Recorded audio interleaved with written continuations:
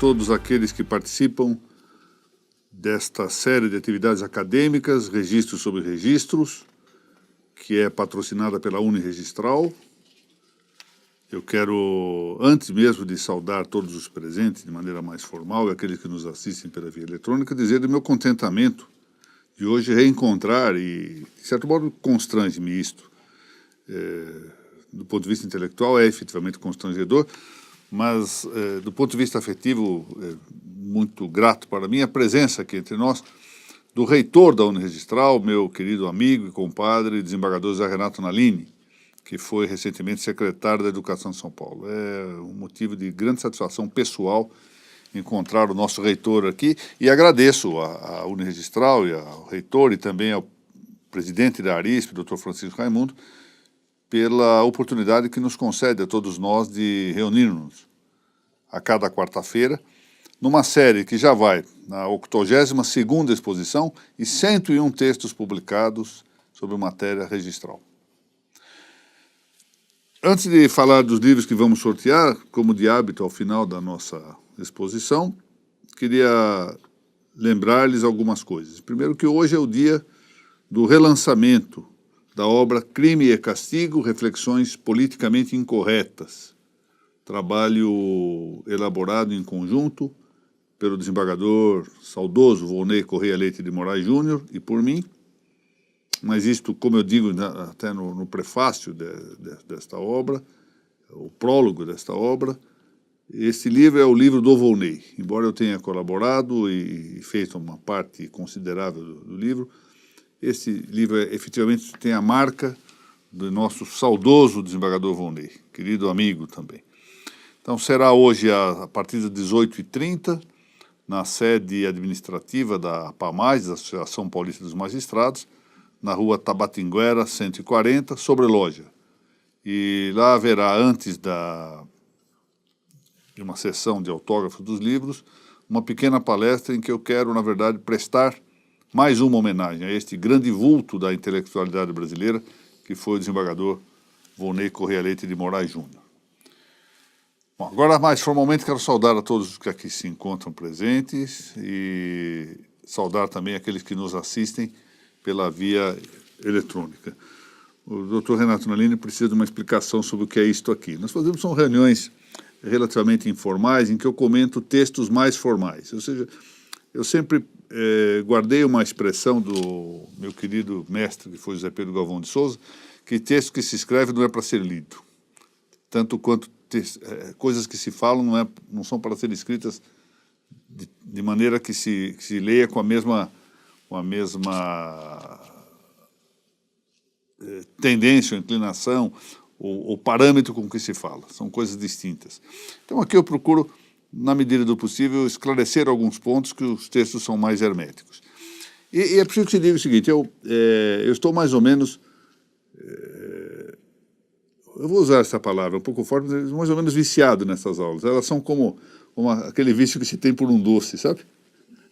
Vem-se assim para essa aula como quem quer, tem assim uma vocação especial para o açúcar, tamanha a satisfação e o vínculo afetivo que tenho por essas nossas aulas. Ao final da exposição, vamos sortear cinco livros. Esse trabalho da doutora Thalita Caldas, A Importância de Administrar Cartórios com Indicadores, e as primeiras impressões sobre a Lei 13.465, 2017, do desembargador Vicente Abel Amadei, Alberto Gentil de Almeida Pedroso e Ralfo Valdo de Barros Monteiro Filho, para aqueles que estejam inscritos na base de dados da EAD. A inscrição é gratuita, desde que tenham assistido a pelo menos 5 aulas. E esses 3 exemplares que aqui se encontram vão pela ordem. O primeiro tomo do Registro sobre Registros, depois o segundo tomo, que deve lançar-se a partir de meados de maio, mas já está à venda no site da editora Primos, www.primos,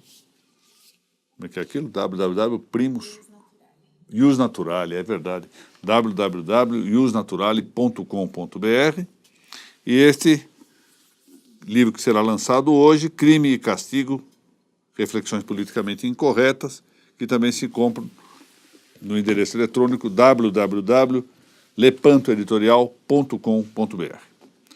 Isto posto, vamos então à nossa aula,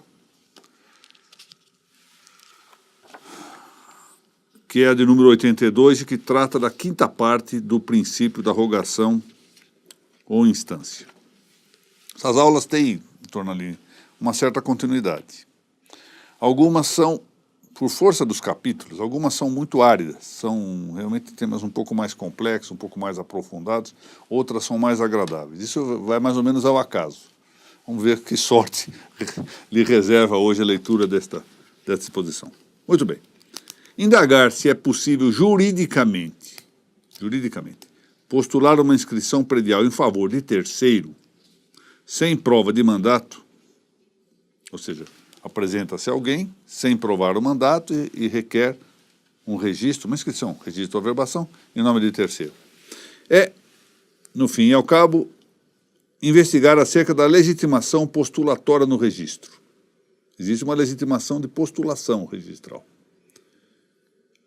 Em latim aí está, legitimatio ad tabulam vel ad rogationem. Legitimação para a tábula ou para a rogação, a solicitação. Pode expandir-se esta pergunta até o ponto de verificar se é admissível postular uma inscrição contra a vontade do favorecido. Aí está. Porque se nós admitirmos que é possível pedir o registro sem prova de mandato, a segunda pergunta que está embutida nela, implícita, é, bom, mas e se for contra a vontade do favorecido? O favorecido é que não quer que se inscreva, que é o que se chama rogatio invite accipienti. O problema é, em grande medida,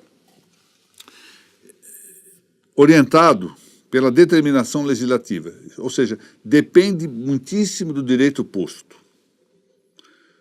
da lei e dos costumes. Nada impede, em linha de princípio, que se prevejam restrições para essa legitimatio ad rogationem inscriptionis, ou seja, eu posso restringi-la. A lei pode dizer, olha, não será possível fazer tal coisa sem a concordância do interessado. Vejam lá no que diz respeito no direito brasileiro, a lei brasileira possui um dispositivo específico a respeito da doação, que é preciso haver a aceitação do donatário. Isso é uma restrição legislativa. Não houvera isso, seria possível fazer-se o registro de uma doação sem provar a aceitação do donatário. Uma vez, doutor Nalini, nós estávamos lá ainda naquela saudosa equipe do Dr. Silvio do Amaral, lembra? Estávamos lá, éramos os dois assessores, e era também assessor do Dr. Silvio do Amaral, grande Corregedor-Geral de Justiça, o Dr. Narciso Orlando Neto. Eu me lembro que nós debatíamos sobre essa questão da aceitação ou não. Por que a lei tinha previsto? E nos tempos atuais isso se torna mais claro. Imagine o que seria a doação de um imóvel para um juiz. Imaginem que uma quadrilha resolva doar um imóvel para um juiz que vai julgar um determinado caso só para impedi-lo de prosseguir no julgamento. Então há uma razão de ser política muito importante, ou seja, saudável para o bem comum isto. A exigência de participação direta dos legitimados em dada aquisição, sem permitir que terceiros, até mesmo procuradores, terceiros podem ser procuradores ou não, mas até mesmo procuradores, possam substituí-los, não é de todo raro na história do direito. Há muitos casos na história do direito em que há exigência de participação direta do interessado em uma aquisição. A esse propósito, eu menciono aqui um exemplo que nos vem da Espanha, com a célebre lei de 7 partidas. Ao regular a estipulatio na Espanha tinha o nome de promissão. Como sabem, a estipulatio era um instituto bastante amplo no direito romano e recebido nas Espanhas. Eu já tenho dito várias vezes aqui que, na verdade, o Império Romano se expandiu de tal modo que várias das instituições culturais, incluindo o idioma, não passam de ser o mesmo Império Romano já decadente ou com suas impressões particulares, de tal forma que a estipulatio foi recebida nas Espanhas e tinha lá o nome de promissão, com 2 S, curiosamente. Esse segundo S se perdeu ao longo da língua castelhana. Hoje não se usam 2 S, mas inicialmente era com 2 S, aliás, seguindo a tendência do latim. Impôs que a outorga, o consensus, que haviam de fazer los hommes, que agora são los hombres, entre os contraentes, não apenas se exprimisse por palavras, se exigiam verbos expressis, senão que também contasse com a presença dos contratantes. Só podia se fazer interpresentes. E eu menciono aqui esse livro extraordinário do Rafael Nunes Lagos, Hechos e Documentos en el Derecho Público. Aliás, é um livro de leitura muito recomendável a quem queira se dedicar, especialmente ao direito notarial. Claro que isso apresenta um reflexo também para o campo registrado, naturalmente, mas é mais para que nós entendamos a formação do direito notarial. Ora, o direito normativo brasileiro atual, já o temos dito, acolhe um largo espectro de legitimados à rogação. E a esse propósito eu menciono aqui 2 artigos, os artigos 13 e 217 da Lei 6.015 de 1973. Salvo as anotações e as averbações obrigatórias, os atos do registro serão praticados por ordem judicial, a requerimento verbal ou escrito dos interessados e a requerimento do Ministério Público quando a lei autorizar. E o 217, o registro e a averbação, o 217 é específico para o registro imobiliário.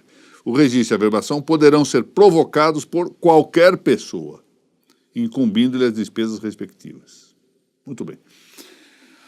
A leitura isolada da norma do inciso 2º do artigo 13, que eu acabo de mencionar, ou seja, os atos de registro serão praticados a requerimento verbal ou escrito dos interessados, poderia levar à impressão de que se comprovasse o interesse na inscrição. De fato, se nós isoladamente considerássemos isso, ou seja, que só pode fazer-se um ato de registro a requerimento verbal ou escrito dos interessados, caberia ao registrador aferir a presença do interesse. Ou seja, é preciso ter interesse, porque prova o seu interesse. O que, portanto, levaria a reforçar essa tendência contemporânea, e que eu já tenho dito em outras vezes aqui, isso me preocupa um bocado, de nós estarmos atribuindo demasiadamente ao registrador funções que nunca foram historicamente dele. Ou seja, o registrador está se transformando numa espécie de juiz. Já é assim na retificação, já é assim na uso capião, agora já há um projeto aí de adjudicação, em que o registrador já atua mais ou menos ao modo do juiz, já tem que aferir provas, verificar testemunhos, etc., fazer diligências, coisa que nunca se atribuiu ao registrador. O registrador sempre foi digamos, vou usar aqui entre aspas essa expressão, o tabelião dentro do seu próprio registro. O que não está no registro não está no mundo do registrador. E agora já estamos encontrando essa possibilidade de diligências externas, o que é... Eu até aproveito para falar o seguinte, eu soube ontem de algo que mostra como as coisas andam, eu ia usar a palavra caótica, mas prefiro não usar, mas andam meio estranhas. Porque eu sou de um tempo em que, na magistratura, não se dirigia um escrevente diretamente ao seu juiz corregedor. Se um escrevente quer falar com o corregedor alguma coisa, ele se submete à autoridade imediatamente superior, ao seu titular, daqui vai ao juiz corregedor permanente, e depois o corregedor geral, por exemplo. Hoje virou moda, não só, eu sabia disso aqui em São Paulo para minha estranheza, que algum titular de cartório se dirige diretamente ao corregedor geral, sem passar, portanto, pelo corregedor permanente, mas agora soube ontem, e até a pessoa estava vibrando com o fato, de uma pessoa que, titular de cartório, se dirige diretamente ao Corregedor Nacional de Justiça. E o que é mais estranho é que o Corregedor Nacional responde. Fora eu, na verdade, baixaria um processo administrativo disciplinar por ter quebrado a hierarquia. Porque a verdade é a seguinte, por mais importância, por mais dignidade se reconheça um soldado, soldado não se dirige ao general. Há uma verdadeira confusão. E essa quebra de hierarquia realmente acaba com qualquer estrutura de serviço. Ou seja, é uma desordenação, e é o que parece, eu acho que isso é feito de maneira inconsciente, as pessoas não notam a que leva uma desordenação deste gênero. Paciência. Bom, em contrário, a enunciação do artigo 217 da Lei Brasileira 6.015 levaria a admitir a uma estendida legitimação ad tabulum. Ou seja, ali se noticia isso, o registro e o averbamento podem ser provocados por qualquer pessoa. Ora, nós temos que conjugar esses dois dispositivos para tentar encontrar uma solução temperada. A combinação desses enunciados parece dar razão ao grande jurista que foi a Fernando de Carvalho. Tornalini se lembra, lá nos nossos tempos da vara de registro, era o livro, né? Só tínhamos ele e o Serpa Lopes, né? Quando acentua este autor carioca, ser caso de alistar os legitimados ad rogationem, mas tal se verá ao arrolá-los entre os alistados, os mandatários tácitos, vale dizer, os meros portadores dos títulos formais para o registro. Ele dirá, entretanto, que com a largueza que ele dá à expressão, que de algum modo isto corresponde ao conceito de qualquer pessoa. Mas vamos ver o recorte que ele apresenta para temperar essa ligação entre o artigo 13 e o artigo 217. Quais são os legitimados ad tabulum que indica a Fernando de Carvalho? Primeiro, os partícipes da estipulação do negócio jurídico objeto do registro, tanto o disponente quanto o adquirente. Vamos apresentar uma escritura de compra e venda, tanto o vendedor quanto o comprador. Compromisso de compra e venda, tanto o promitente vendedor quanto o promitente comprador. Doação, tanto o doador quanto o donatário. Locação, tanto o locador quanto o locatário. São os participantes, portanto, do negócio jurídico que seja objeto do registro. Segundo, o representante legal ou negocial desses partícipes. Por exemplo, o pai, a mãe, o tutor, o curador, o inventariante, o síndico, o gerente, o administrador de uma sociedade, o procurador, etc. Terceiro, aqui vem o tema do mandatário tácito. O mandatário tácito de qualquer das partes, entendendo-se como tal o portador dos títulos ao registro para inscrição. Isso dá uma amplitude imensa, não é? Amplitude imensa. E quarto, o terceiro interessado em escrever, tanto positivamente quanto negativamente. Qual seria esse terceiro interessado? Veja que ele já estará com o título, provavelmente também. No fundo, há uma sobreposição entre o quarto e o quinto, porque como não é possível, nós já dissemos isso na aula anterior, não é possível meramente, de forma oral, pedir um registro à averbação, ele tem que apresentar o título. Se ele já está com o título, ele cai na hipótese anterior. Mas ele tentará, aqui, no fundo, é tentar salvar um pouquinho alguma forma de evitar excessos. Imaginemos o seguinte, a Laura aliena um de seus muitos imóveis ao Dr. Mauro. E o Dr. Mauro faz um compromisso de compra e venda comigo. Eu tenho interesse no registro desta venda, porque só poderei registrar o compromisso de compra e venda do Dr. Mauro. Então, eu estou nessa posição de terceiro interessado. Então, me apresento lá, mas vejam, por que já ocorre a hipótese da terceira? Eu tenho que apresentar o título. Nessa altura, eu já sou portador do título, não é? Em resumo, no Brasil, podem solicitar a inscrição imobiliária, ou seja, tem legitimidade ad rogationem inscriptionis, os adquirentes de imóveis ou de direitos menores sobre eles. Quais são os direitos menores? Dado o desdobramento que ocorre em relação à propriedade. São todos os direitos de garantia, ou direitos de fruição, etc. Então, vamos lá, usufruto, hipoteca, etc. Os disponentes da propriedade predial de direitos menores relativos a ela. Os que tenham interesse em assegurar os direitos aludidos. O exemplo que eu dei há pouco é esse. Tenho um título de compromisso de venda e compra e eu tenho interesse em que se registre a venda e compra que me permitirá exercitar o registro do meu compromisso. E os que tenham mandato de qualquer desses legitimados. Mas, entre os mandatários, parece devam considerar-se também os que meramente sejam portadores dos títulos. É aí que aumenta muitíssimo a abrangência. Vamos ver esta frase de José Maria Roca Sastre, à luz da lei hipotecária espanhola, é verdade, mas acho que é aplicável a nós. El registrador no puede exigir que el presentante acredite su poder ou faculdade representativa. Muito bem. Ou seja, eu não posso pedir diante de alguém que apresente um título na condição de mandatário tácito que prove a ocorrência do mandato tácito. Embora não se possa deixar aqui de alistar também as exceções a que se reporta Rocasastre, amparando-se ele em decisões administrativas na Espanha.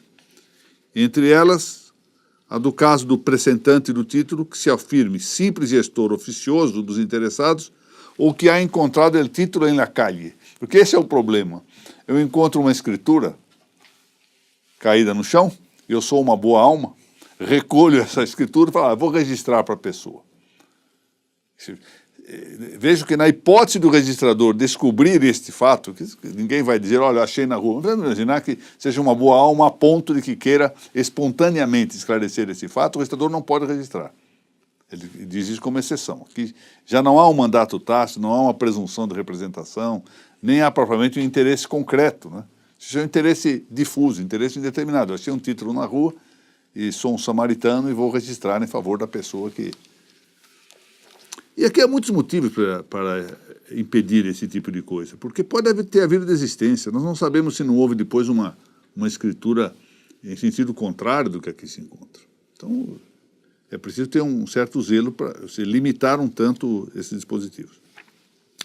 Tentar explicar um pouquinho mais. As normas relativas ao mandato estão, aqui no Brasil, previstas no Código Civil de 2002, artigo 653 e seguintes. Prevendo-se o mandato tácito, ali está previsto. Ou seja, o mandato tácito é aquele que não proíbe que se intervenha em nome do mandante, de maneira que se considera que manda. O mandato tácito é isso. Eu vou, por não proibir que alguém intervenha em nome de outro, eu presumo que há poderes. Esse mandato, entretanto, está sujeito às regras de capacidade e incompatibilidades. De maneira que, havendo mandato tácito, embora deva presumir-se que é um mandato tácito, ao registrador caberá examinar se estão presentes as hipóteses de capacidade e de incompatibilidade do mandatário.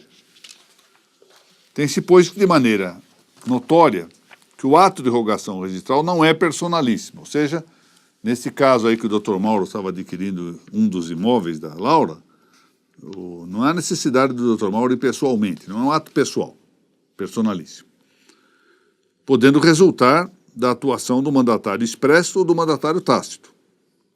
Este último, contanto que satisfeitas as exigências de capacidade e compatibilidade, e que não se afirme, esse é o ponto, gestor propter officium, ou seja, ele não pode dizer, olha, eu resolvi, achei esse documento na rua e resolvi favorecer o Dr. Mauro. Sem outro liame com favorecido em seu registro. É preciso que haja algum liame, embora o registrador não esteja obrigado a diligenciar este liame. Mas, veja, o fato dele não diligenciar não significa que isso não possa ser atacado na via jurisdicional.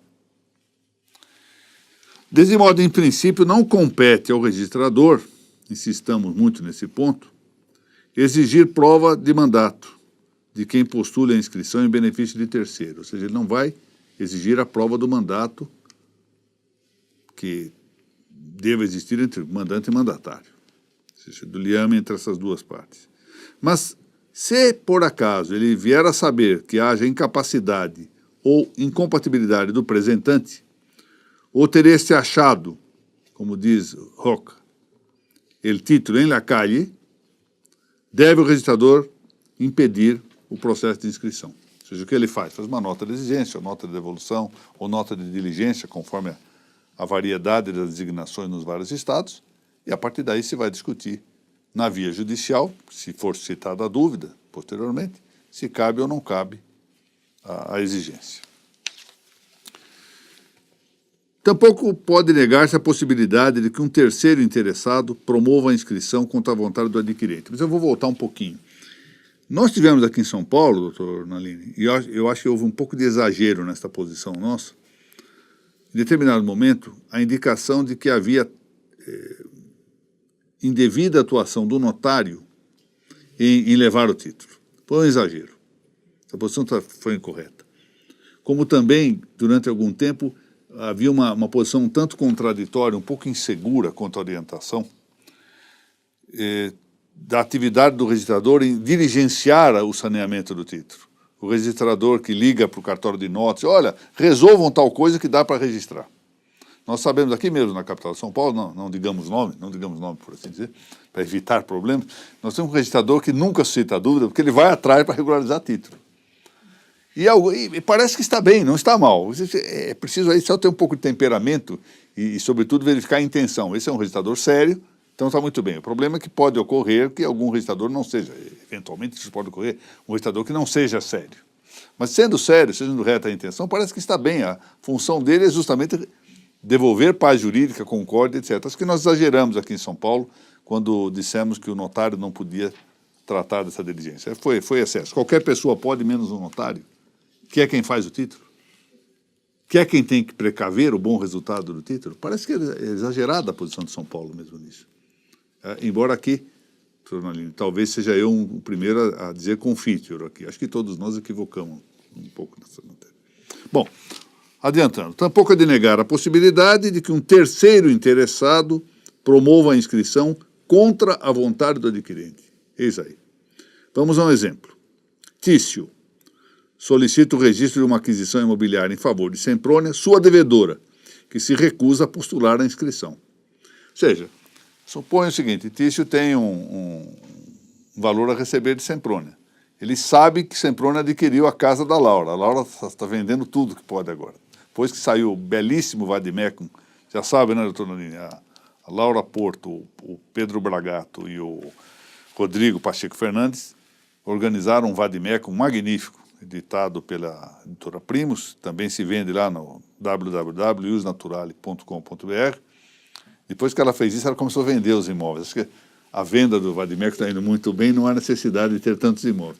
Mas muito bem. Ela não registra a Semprônia. Não registra por quê? Para evitar penhora. Então aqui o interesse do terceiro é manifesto em que se registre para que ele possa fazer recair a constrição nesse caso. Na prática, apresentado o título formal, nesse nosso exemplo, uma escritura tabelioa, aparentará que o solicitante seja mandatário tácito. Mas, em rigor, não. Ele é um terceiro interessado. Essa é a distinção que havia naquele exemplo anterior, que eu disse, precisamos distinguir. Parece sobreposto, mas há essa distinção com fundamento em ré. Porque Semprônia não poderá impugnar o registro por falta ou excesso de mandato. Entendem a diferença? No primeiro caso, ela diz, olha, houve excesso de mandato, por isso eu impugno. É a situação do mandatário tácito. Do terceiro interessado, ela não pode impugnar por excesso de mandato, ou falta de mandato, porque a condição de quem está apresentando o título de registro é de terceiro interessado. Isso na via jurisdicional pode ser efetivamente debatido. Cabe aqui traçar uma distinção. Uma coisa é o pedido de registro, a instância, a rogação. A declaração de vontade, portanto, que é aquela declaração inaugural do processo de inscrição imobiliária, seja para fins de registro, seja para fim de averbamento. Outra coisa é o fato material de apresentação do título, da qual apresentação pode extrair-se quer a existência de mandato tácito, quer, quando o caso, o de pretensão do terceiro interessado. São coisas distintas. A apresentação, na verdade, é um fenômeno só, não é? Fenomenicamente é a mesma coisa, mas nós podemos distinguir as posições jurídicas que ali se encontram. Desde que, de algum modo, e ainda que eventual, o apresentante do título indique sua condição de terceiro interessado, neste caso, a sua condição deverá ser confirmada pelo registrador. Vou dar um exemplo, então. Nessa mesma situação anterior, a Laura vende o imóvel para a Semprônia, a Semprônia se recusa a registrar porque ela tem um débito em relação ao Tício. Então, nós temos duas situações. Tício pode apresentar-se como mandatário tácito. Apresenta o título, não fala nada, depois ele está sujeito a ser contestado, ser impugnado na via jurisdicional por excesso de mandato, falta de mandato ou mesmo incompatibilidade. E penso que por incompatibilidade ele terá uma grande chance de ver-se atacado. Porque, olha, o senhor foi lá passando para o meu mandatário quando, na verdade, o seu interesse era contraposto ao meu. O senhor estava querendo registrar para tirar o meu dinheiro. Então, há incompatibilidade. Mas não na condição de terceiro interessado. Porque nessa condição de terceiro interessado, ele faz prova, terá que fazer prova perante o registrador, por que ele está pedindo o registro. E apresenta, na verdade, a nota promissória, duplicata, qualquer coisa, diz, olha, eu sou credor dela, quero registrar para fazer a penhora. Os senhores vão dizer, com toda razão, que isso no direito brasileiro, eu suponho que não houve nenhum caso até agora. Mas essa é a situação real. Nós é que não chegamos ainda a este estádio que em outros países, com o registro já estabelecido há mais tempo, foi possível chegar. E talvez cheguemos lá.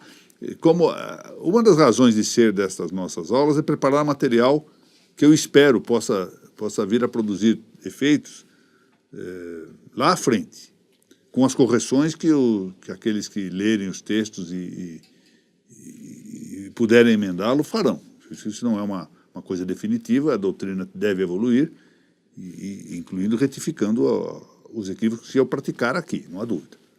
Isso aqui é um barco comum, como eu tenho cansado de dizer. Mas é preparar para a coisa futura, não é meramente fazer referências fenomênicas. Isso não tem ocorrido. Não tem ocorrido, mas pode ocorrer.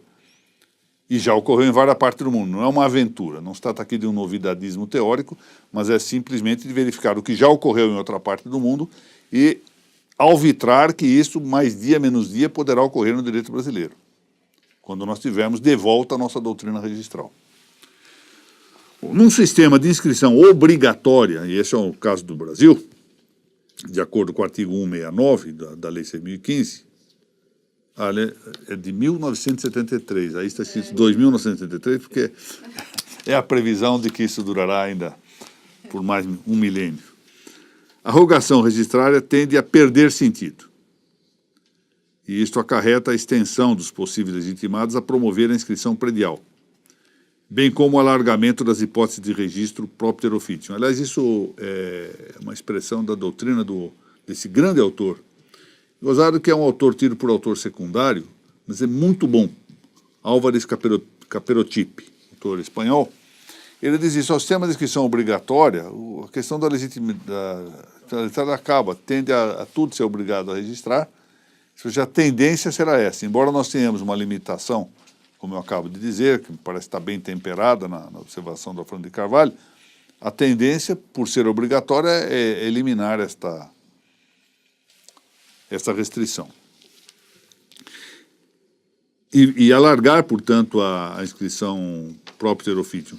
Em um sistema dispendioso, como deve ser, o sistema brasileiro é um sistema de dispêndio. O interessado tem que pagar para realizar o registro. Isso diminui um pouco a hipótese do propter officium, porque depende do custeio. Enquanto não se descobrir que dinheiro nasce em árvores, não for possível fazer isso, alguma coisa tem que sustentar o sistema. E o Dr. Nalini disse isso muito bem várias vezes, que o sistema atual tem a grande vantagem de até mesmo levar dinheiro para o erário e suposta boa utilização do dinheiro do erário, levar dinheiro para a sociedade, para o bem comum, sem dispêndio estatal. Isso tem sido feito assim. Se não houver grande novidade nesta área, continuará São Paulo, por exemplo, o caso de São Paulo, recebe cerca, salvo engano, de 17%. No total, só o Poder Judiciário, 17% desse valor, sem contar o que mais vai para o Estado. Se os registros continuarem a se fazer nos vários estados, ou seja, se não se vingar a ideia de uma entidade nacional que pratique registro, sobretudo se for entidade pública, como parece que deva ser, isso se mantém. Vamos ver, não é? Isso explica a razão pela qual, na prática, sejam poucas as situações excepcionais, ainda que elas existam. Que situações essas? Em que os pedidos de registro não possam ser realizados por mandatários aparentes, sem que se aparelhe uma preocupação com a rigidez do sistema.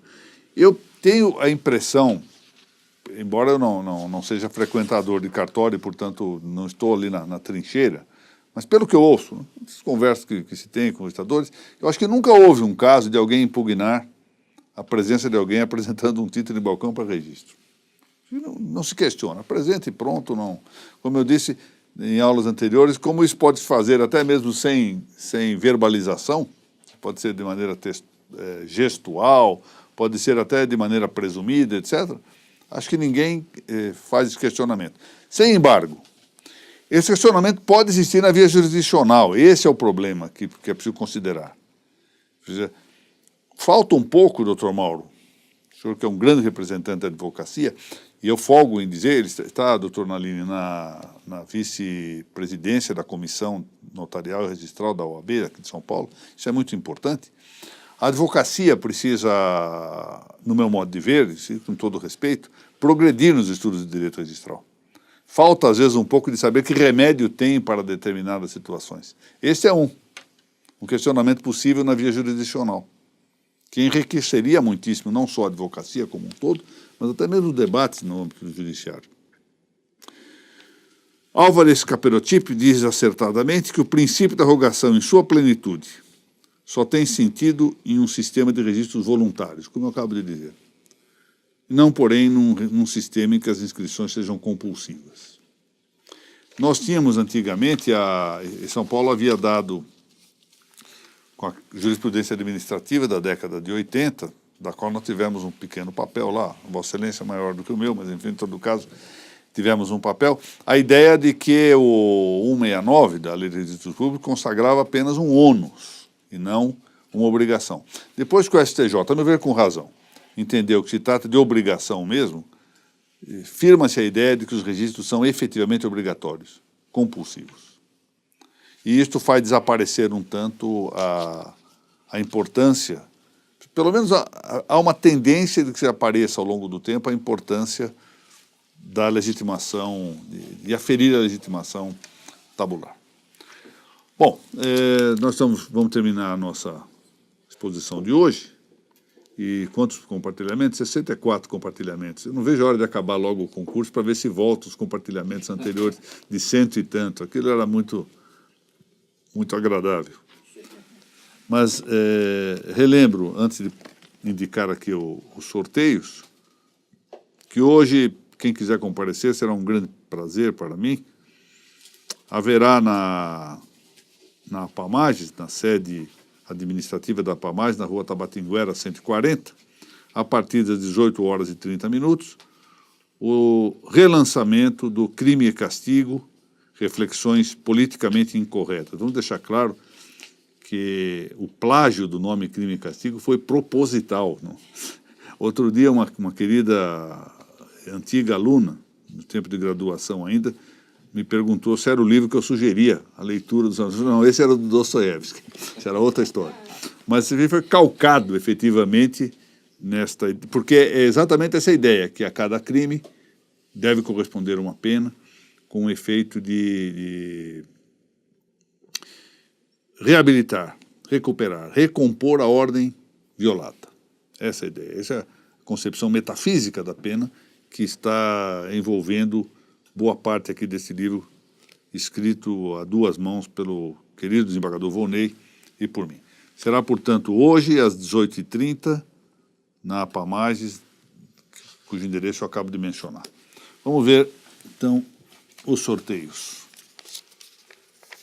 Nós vamos fazer um estudo um dia, doutor Nalini, sobre a atração que algumas pessoas têm para ser sorteadas, favorecidas em sorteio. É algo muito curioso, viu? Bom, eu não tenho. Não tem, não? Não. Pelo EAD. A importância de administrar cartórios com indicadores, a doutora Thalita Caldas, com quem eu tive o gosto de estar agora, ainda recentemente, no Congresso do Guarujá. Sorteado o doutor Jairo Rodrigues Pinto. Meus parabéns. O livro Primeiras Impressões sobre a Lei 13.465, 2017, do desembargador Vicente Amadei e do Dr. Alberto Gentil e Ralfo Valdo de Barros Monteiro Filho, é sorteado para a doutora Lilian Morassi da Fonseca. Meus parabéns. Olha aqui. O pessoal reclama, quando reclama dá certo, né? Sorteio favorece aqui o Registro de Imóveis Princípios, tomo 1, ao doutor André Barros, aqui presente. Meus parabéns. O tomo 2, que está sendo lançado, como eu disse, está à venda já pela editora Primos, no site www.iusnaturale.com.br e vai ser lançado em São Paulo dentro de uns 15 dias, num lançamento presencial. Sorteado foi o Dr. Juan Hager, suspeito que seja isso, tanto quanto consegui ler aqui. Meus parabéns. E esse exemplar do Crime e Castigo, Reflexões Politicamente Incorretas, a que fiz referência, foi sorteado em favor do Dr. Maicon Vicentim Dias. Eu parabenizo a todos os sorteados, faço votos que a leitura seja proveitosa. Quero mais uma vez agradecer a presença de todos que aqui se encontram, em particular do meu querido amigo, compadre, e que foi o meu grande exemplar na minha primeira instância, lá desde o tempo de Jundiaí, Dr. José Renato Nalini, reitor da Uniregistral. Agradecer mais uma vez ao Dr. Francisco Raimundo, a equipe técnica, a equipe administrativa aqui da Uniregistral e da Arisp, e a todos os que nos assistiram pela via eletrônica. E aguardar que Deus nos reúna novamente na próxima quarta-feira. Muito obrigado a todos e até a semana que vem.